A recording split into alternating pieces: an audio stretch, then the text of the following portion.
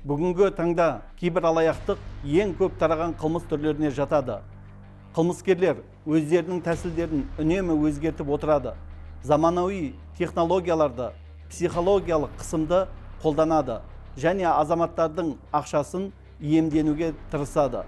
Сондықтан біздің басты міндетіміз қылмыскерлерді анықтап, жауапкершілікке тартумен ғана шектелмей, азаматтарды алаяқтық әрекеттерден қорғауды қамтамасыз ету.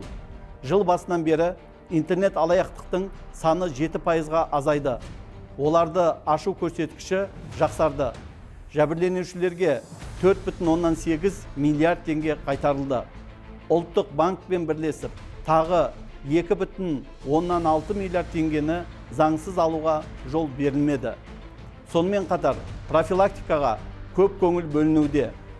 Жетекші платформалармен бірге біз азаматтарға ең көп таралған алдау схемалары туралы айтамыз, тәуекелдер туралы ескертеміз және халықтың цифрлық сауаттылығын арттырамыз.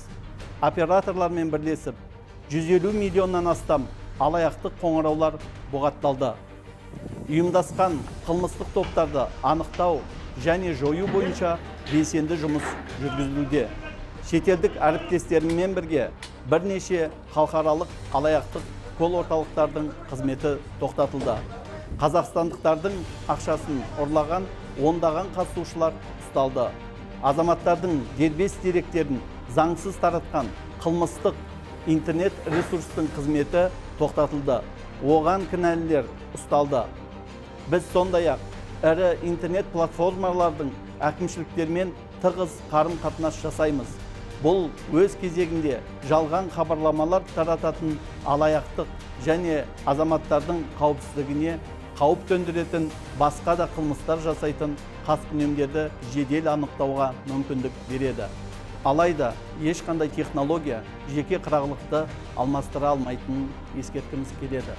Ешқашан бөгде адамдарға SMS кодтарын, банк карталарының деректерін бермеңіз және белгісіз тұлғалардың өтініші бойынша бағдарламаларды орнатпаңыз. Олар банктың, байланыс операторларының, құқық қорғау және мемлекеттік органдардың қызметкерлері болып хабарласуы мүмкін. Егер сізде кішкене күмән туындаса, әңгімені үзіп, ұйымның ресми нөміріне өзіңіз қоңырау шалыңыз және полицияға күдікті қоңырау туралы хабарлаңыз. Азаматтардың құқықтарын қорғау біздің сөзсіз басымдығымыз болып қала береді. Кибер қылмысқа қарсы іс-қимыл бойынша жұмыс жалғасатын болады.